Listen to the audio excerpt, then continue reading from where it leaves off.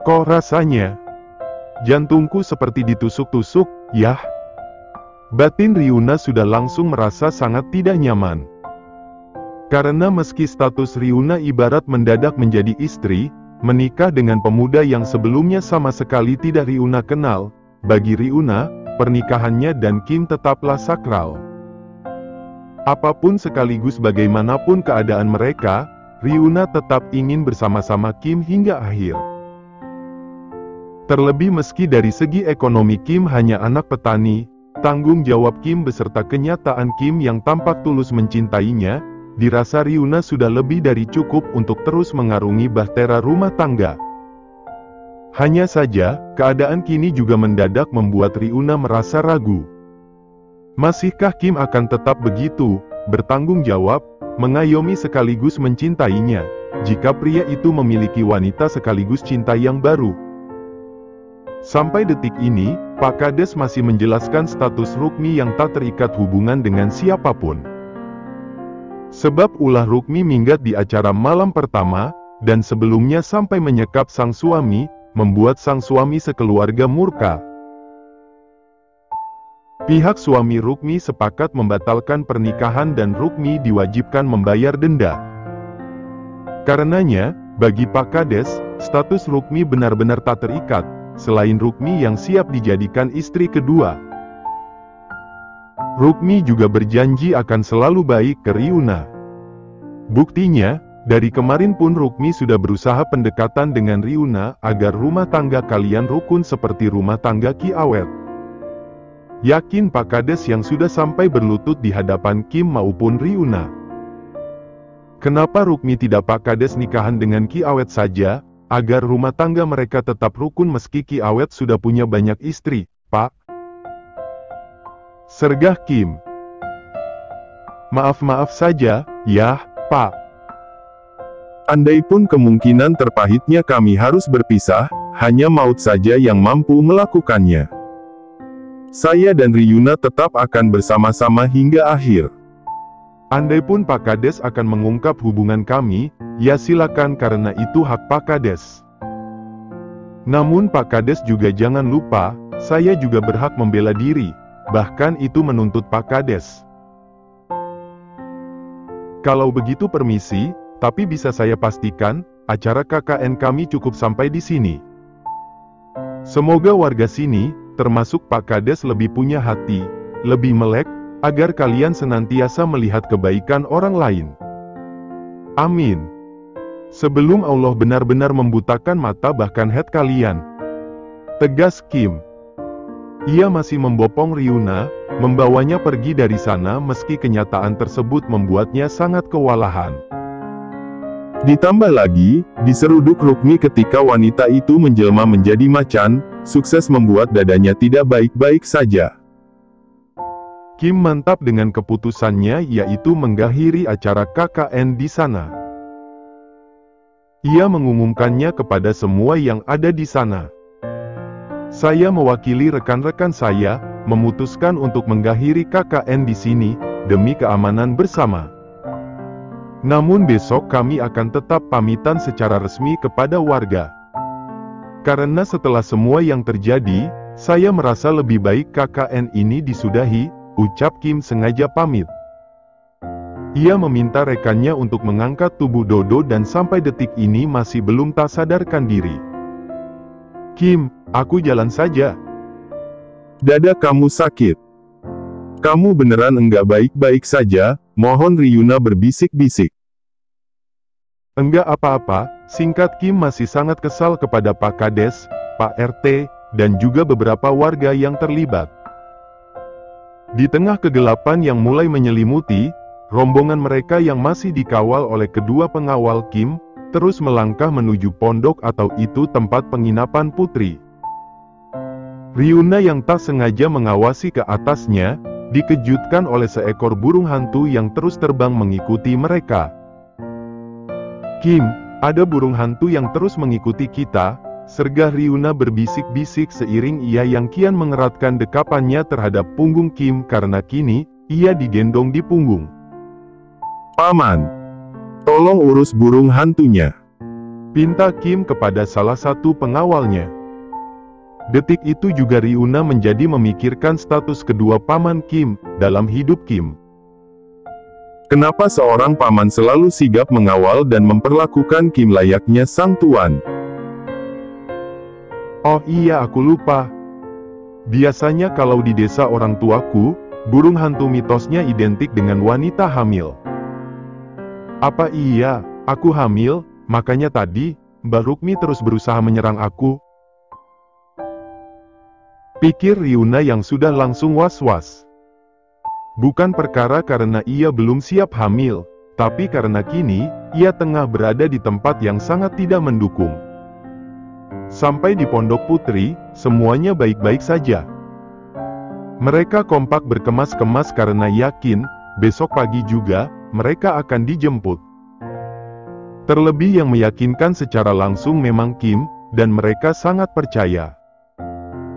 Tentunya, alasan mereka begitu bersemangat pergi dari sana karena setelah semua yang terjadi, dan terakhir yang baru saja menimpa Dodo dan Rukmi. Hingga akhirnya di sepertiga malam menjelang subuh, suara berisik mirip karena tengah dice kick dari dalam kamar mahasiswi, sudah langsung mengusik Ryuna. Ryuna yang awalnya masih setengah sadar, buru-buru membangunkan Kim yang memang tidur meringkuk di pangkuannya. Ada apa? Sergah Kim buru-buru melepas sarung yang sedari tadi ia jadikan sebagai selimut. Ia masih menatap wajah Ryuna, kemudian berganti mengawasi suasana sekitar. Kebetulan, mereka tidur di bangku kayu, sementara di bawah, di tanah beralas tikar, para mahasiswa masih meringkuk sekaligus lelap. Itu di dalam ada yang merintih kesakitan.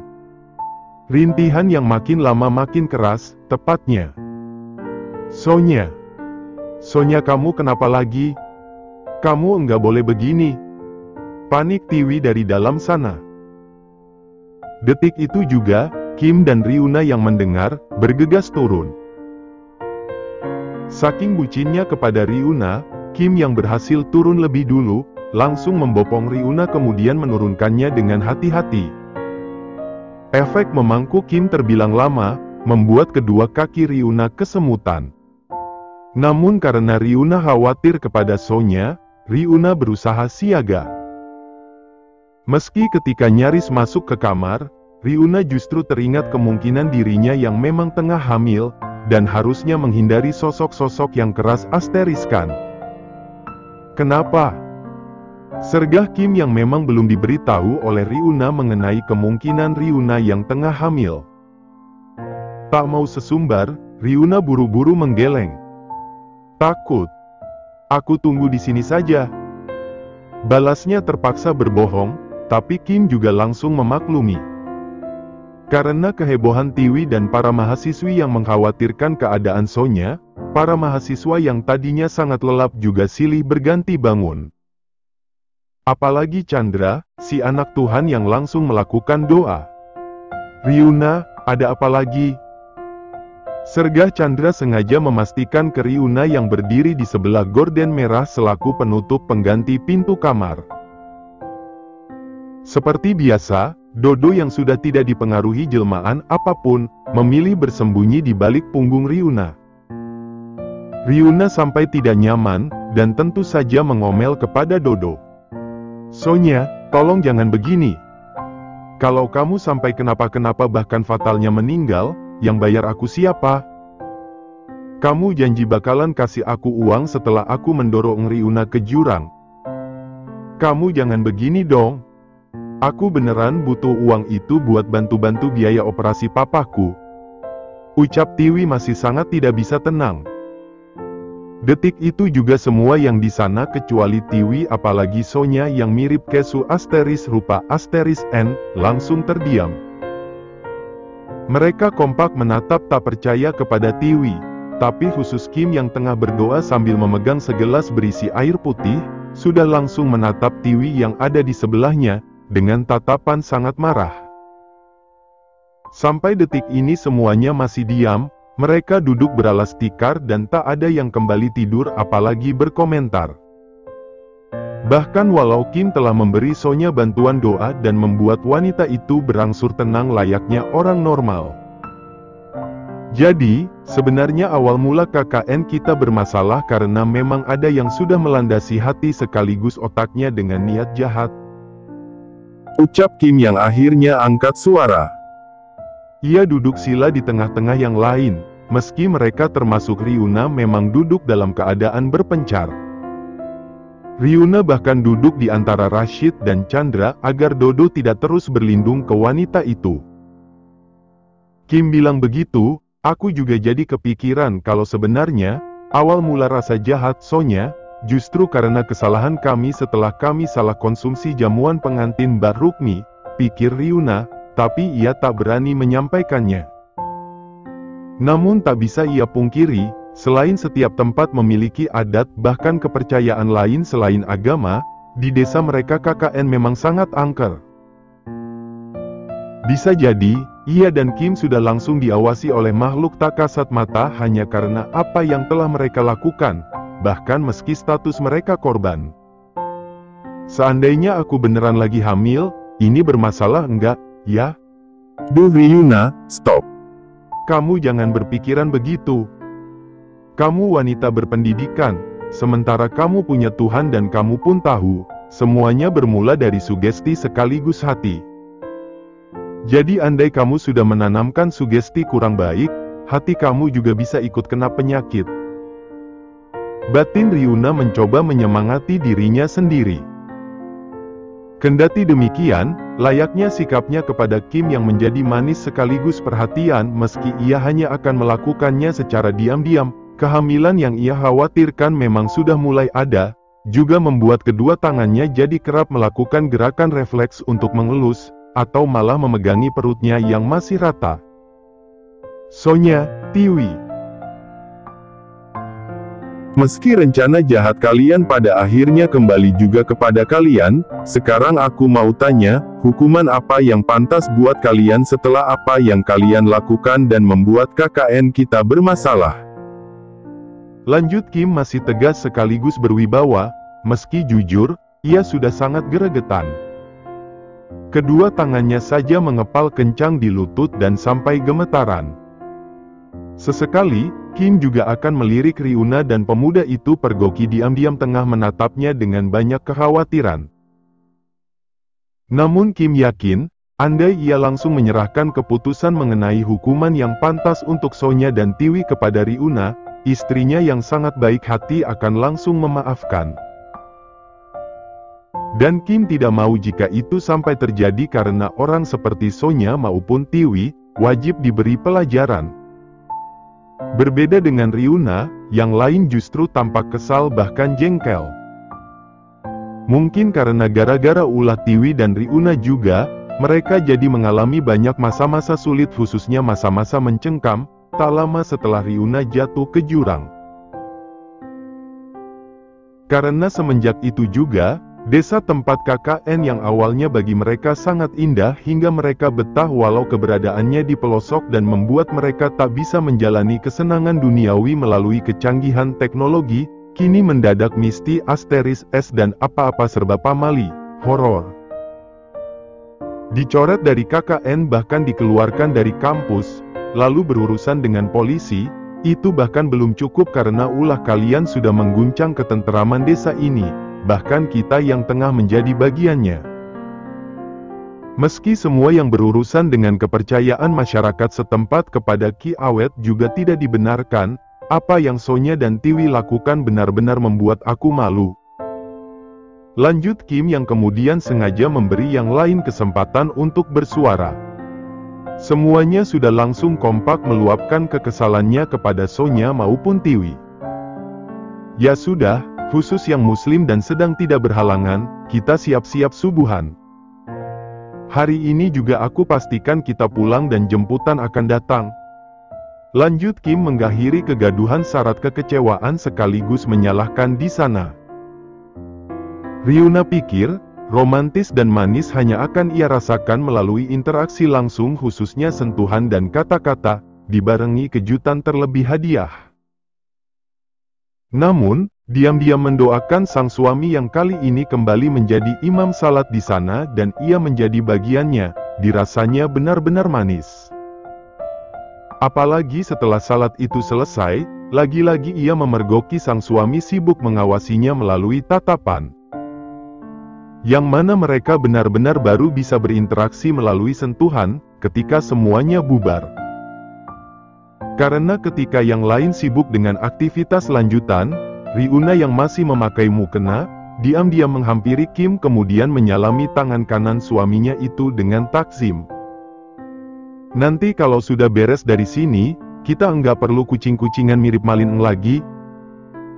Bisik Kim agak berseru kepada Ryuna yang buru-buru meninggalkannya, tapi berangsur menoleh kepadanya. Ryuna, pulang dari sini, kamu mau bawa Kim ke rumahku? Kalau memang iya, nanti aku bilang ke Mami, kalian bisa tinggal di rumahku dan Kim bisa jadi tukang kebun atau malah supir. Ucap Dodo sudah langsung sibuk mengekor kepada Ryuna. Kim yang punya pendengaran sensi asteristif layaknya mafia pada kebanyakan, sudah langsung emosi mendengarnya. Heh, Ryuna. Kamu jangan sok jual mahal gitu sementara ke Kim, kalian sudah mirip kump asteris ulkebo. Kalian baru kenal bentar tapi sudah gendong-gendongan, gandeng-gandengan, pangku-pangkuan. Seleramu Ren Asteris banget sih, masa iya kamu kan pembantu, kok iya juga dapat anaknya kuli bangunan. Enggak mau memperbaiki hidup sedikit pun gitu, cari yang sedikit lebih berlevel. Ingat, kamu ada pinjaman uang 2 juta ke Mami dan kamu wajib ganti, enggak boleh angkat tangan begitu saja. Dodo yang awalnya mengoceh mirip berbisik-bisik sudah langsung diam setelah mulutnya ditabok beralas sebuah kertas. Itu cek Do. Tulis, berapa pinjaman Ryuna ke kamu, sekalian tulis harga mulut kamu biar mulutmu itu bisa jauh lebih berguna. Nanti cairinnya di bank, jangan di tukang sambal biar uangnya enggak sepedas mulut kamu. Kesal Kim yang sudah langsung menggiring Ryuna masuk ke kamar putri. Kim punya cek? Beneran gitu, itu tadi cek. Pikir Ryuna jadi bertanya-tanya. Namun, Dodo yang awalnya akan mengumpat asteris T karena ulah Kim, langsung bengong setelah pemuda Genut itu melihat saksama kertas yang Kim tempelkan dan memang cek. Jangan-jangan, Kim malah pekerja gelap, makanya dia sampai punya cek begini. Pikir Dodo. Para mahasiswi yang awalnya tengah merapikan barang-barang ke dalam ransel masing-masing termasuk Sonya dan Tiwi, langsung kebingungan. Sebab beberapa dari mereka tengah melakukannya sambil garuk-garuk kepala, punggung, bahkan sedang mengupil. Tentunya, mereka yang selalu ingin tampil sempurna di depan Kim, sudah langsung kikuk. Namun, sekitar pukul 8, ada yang lebih membuat kikuk bahkan tak percaya dan itu ketika sebuah helikopter mendarat di halaman Pondok Putri, sementara Kim menjadi sosok yang langsung dicari oleh penumpangnya.